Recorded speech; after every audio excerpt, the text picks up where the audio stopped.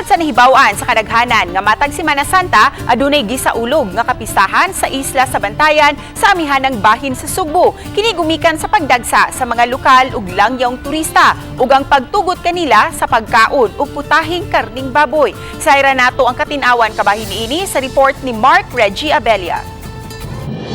Dili man ni piyesta sa Bantayan. Kay ang piyesta sa kaning Bantayan is comprised of 3 municipalities. Ang Madridejos, ang Santa Fe ug ang Bantayan proper.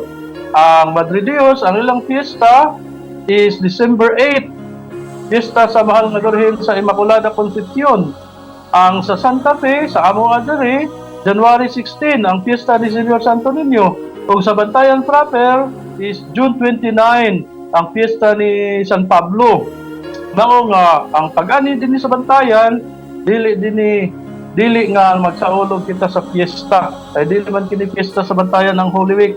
Kini ang gipasabot ni Reverend Father Dave Villaseran, kura paroko sa Santo Niño Parish Santa Fe kabahin sa sayop nga pagtuo sa gasaulog og fiesta ang mga taga-isla sa Bantayan matag Semana Santa.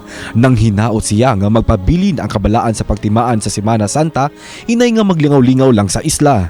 Giawhag niya ang mga mobisita sa pagtambong sa ilang Santo Entierro o ang Holy Burial Procession, diniparada ang mga life-size nga ribulto sa mga santos sakay ang karosas. Matud niya nga nahimo na kining kabahin sa ilang tradisyon, lakip na ang pagkaon og baboy apan giklaro ni Villaseran nga nahasubay kini sa Papal Indult sa tuig 1824 nga giingong nagtugot sa taga-isla sa Bantayan Island sa pagkaon og karning baboy atol sa Semana Santa. Doon na di indult. Murag privilege na gihatag sa Roma.